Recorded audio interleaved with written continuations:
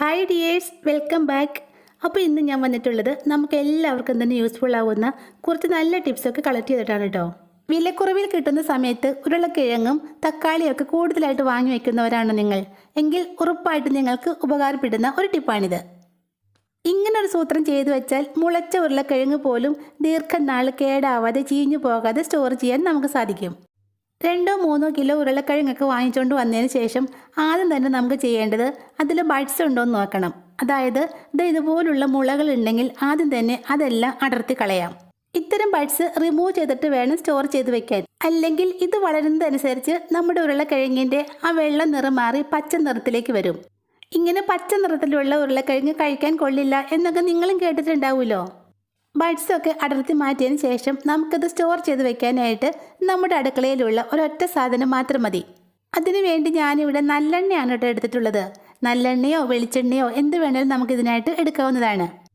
കൂടുതലൊന്നും വേണ്ട കേട്ടോ. ഒരല്പം വെളിച്ചെണ്ണയോ നല്ലെണ്ണയോ നമ്മുടെ കൈകളിലേക്ക് ഒന്ന് ഇറ്റിച്ചതിന് ശേഷം നമ്മൾ ആ ബഡ്സ് കളഞ്ഞ് വെച്ചേക്കുന്ന ഉരുളക്കിഴങ്ങ് ഓരോന്നെടുത്ത് ഈ എണ്ണയിലൊന്ന് പുരട്ടിയെടുക്കാം. പ്രത്യേകിച്ചും നമ്മൾ ആ ബഡ്സൊക്കെ റിമൂവ് ചെയ്തെടുത്ത ഭാഗമില്ലേ, അവിടെയാണ് എണ്ണ നന്നായിട്ട് പുരട്ടി കൊടുക്കേണ്ടത്. ബഡ്സ് റിമൂവ് ചെയ്ത കുഴികളിലൊക്കെ ഇങ്ങനെ എണ്ണ പുരട്ടി കൊടുക്കുമ്പോൾ ഉരുളക്കിഴങ്ങിന് മുളയ്ക്കാനുള്ള ടെൻഡൻസി ഇല്ലാണ്ടാവും.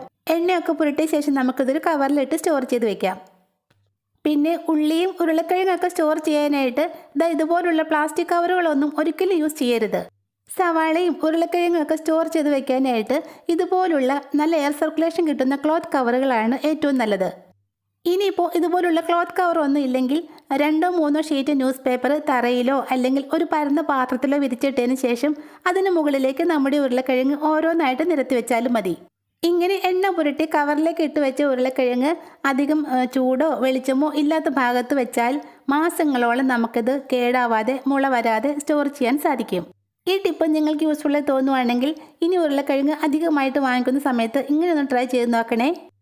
ഫ്രിഡ്ജിൽ വയ്ക്കാതെ തന്നെ തക്കാളി കൂടുതൽ നാൾ സ്റ്റോർ ചെയ്ത് വെക്കാനുള്ളതാണ് നമ്മുടെ അടുത്ത ടിപ്പ്. തക്കാളി കേടാവാതെ സ്റ്റോർ ചെയ്ത് വെക്കാനായിട്ട് നമുക്ക് വേണ്ടത് പൊടിയുപ്പാണ്. കുറച്ച് ഉപ്പ് പൊടി എടുത്ത് സ്റ്റോർ ചെയ്ത് വെക്കാനുള്ള തക്കാളിയുടെ മേലേക്ക് തൂവി കൊടുക്കാം. പ്രത്യേകിച്ച് അതിൻ്റെ ഞെട്ടിൻ്റെ ഭാഗമില്ലേ, അവിടെ നന്നായിട്ട് ഉപ്പ് തേച്ച് കൊടുക്കണം. ഇങ്ങനെ ഉപ്പ് തേച്ച് കൊടുക്കുന്ന തക്കാളി ഫ്രിഡ്ജിൽ വെക്കാതെ തന്നെ 2 ആഴ്ചയോളം കേടാവാതെ സ്റ്റോർ ചെയ്യാൻ നമുക്ക് സാധിക്കും. വിലക്കുറവിൽ വെളുത്തുള്ളിയൊക്കെ വാങ്ങിക്കുമ്പോഴും അത് മാസങ്ങളോളം കേടാവാതെ ചീഞ്ഞു പോവാതെ സ്റ്റോർ ചെയ്ത് വെക്കാനായിട്ട് ഇതുപോലൊരു സൂത്രം ചെയ്താൽ മതി.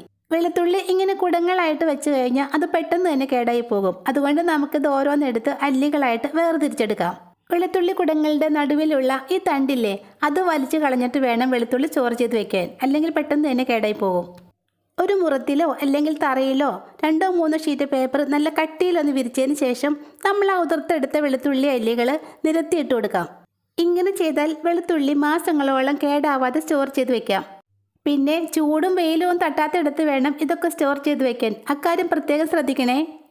അതുപോലെ തന്നെ കൂടുതലായിട്ട് വറ്റൽമുളകൊക്കെ വാങ്ങിക്കുന്ന സമയത്ത് അത് ഫ്രിഡ്ജിൽ വെക്കാതെ തന്നെ കുറേ നാൾ കേടാവാതെ സ്റ്റോർ ചെയ്ത് വെക്കാൻ സാധിക്കും. കറികളിൽ കടുക് താളിച്ചൊഴിക്കാനും അതുപോലെ തന്നെ ഇടിച്ചുലർത്താനും ഒക്കെ ആയിട്ട് നമ്മൾ വറ്റൽമുളക് യൂസ് ചെയ്യാറില്ലേ, അത് കുറേയൊക്കെ വാങ്ങിച്ച് വെക്കുമ്പോൾ പെട്ടെന്ന് തന്നെ പൂപ്പൽ വന്ന് കേടായി പോവും.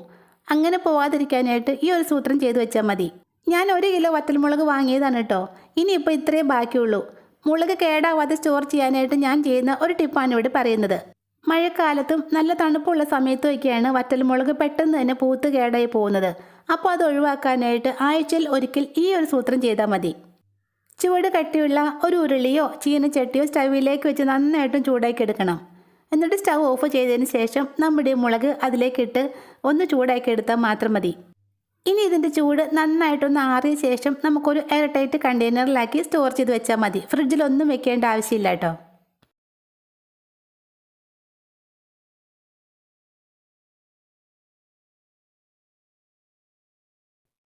വെളിച്ചെണ്ണയൊക്കെ ഒഴിച്ച് വെക്കുന്ന കുപ്പി എടുക്കുമ്പോൾ അതിൻ്റെ ചുറ്റിലും ഇതുപോലെ എണ്ണയൊക്കെ ഇങ്ങനെ ഒഴുകി ഇറങ്ങി പറ്റിപ്പിടിച്ചിരിക്കാറില്ലേ. ചിലപ്പോഴൊക്കെ നമ്മൾ കുപ്പി ഇങ്ങനെ പൊക്കിയെടുക്കുമ്പോൾ കുപ്പി നമ്മുടെ കയ്യിൽ നിന്ന് വഴുതി വീഴാറുമുണ്ട്. ഇതുപോലൊരു പഴയ സോക്സ് ഉണ്ടെങ്കിൽ ഈ പ്രശ്നം നമുക്ക് സിമ്പിളായിട്ട് പരിഹരിക്കാം. നന്നായിട്ട് ക്ലീൻ ചെയ്തെടുത്ത ഒരു സോക്സ് എടുത്ത് കുപ്പിയുടെ അടിഭാഗത്ത് കൂടെ ഇതുപോലെ ഒന്ന് ഇട്ട് കൊടുത്താൽ മാത്രം മതി. ഇങ്ങനെ ചെയ്യുമ്പോൾ കുപ്പിയിൽ നിന്നും ഒലിച്ചിറങ്ങുന്ന ഓയിൽ നമ്മുടെ സോക്സിൽ പറ്റിപ്പിടിച്ചിരുന്നോളും. അതുമാത്രമല്ല, നമ്മൾ കുപ്പി എടുക്കുമ്പോൾ നമ്മുടെ കൈകൾക്ക് നല്ലൊരു ഗ്രിപ്പും കിട്ടും. ഈ ടിപ്പ് അറിയാത്തവരുണ്ടെങ്കിൽ ട്രൈ ചെയ്ത് നോക്കണേ. ഇതുപോലൊരു സോക്സ് ഉണ്ടെങ്കിൽ ബ്രഷ് വെച്ച് ഉരച്ച് കഴുകാതെ തന്നെ നമ്മുടെ ടോയ്ലറ്റ് എപ്പോഴും നല്ല ഫ്രഷ് ആയിട്ടിരുന്നോളും. അതുമാത്രമല്ല എപ്പോഴും ടോയ്ലറ്റ് കഴുകി കഷ്ടപ്പെടുകയും വേണ്ട. ഇങ്ങനെ ചെയ്തു വെച്ചാൽ മാസത്തിൽ ഒരു തവണ മാത്രം ടോയ്ലറ്റ് ക്ലീൻ ചെയ്താൽ മതി. ടിപ്പ് ചെയ്യാനായിട്ട് ഞാനിവിടെ എടുത്തിട്ടുള്ളത് കുളിക്കാനുള്ള സോപ്പിൻ്റെ ഒരു കുഞ്ഞു പീസാണ് കേട്ടോ.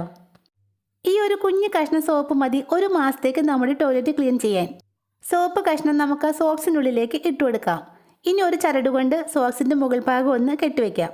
ഇനി ഇതുകൊണ്ട് നമ്മൾ എന്താ ചെയ്യാൻ പോകുന്നതെന്ന് വെച്ചാൽ നമ്മുടെ ഫ്ലഷ് ടാങ്കിൻ്റെ ഉള്ളിലെ വെള്ളത്തിലേക്ക് സോപ്പ് ഇട്ട് വെച്ച ഈ സോക്സ് ഇതുപോലെ ഒന്ന് ഇറക്കി വെക്കാം. സോക്സ് കെട്ടി ചരടിൻ്റെ അറ്റം ഇതുപോലെ പുറത്തേക്ക് ഇട്ടതിന് ശേഷം ഫ്ലഷ് ടാങ്ക് നമുക്ക് അടച്ചു വെക്കാം.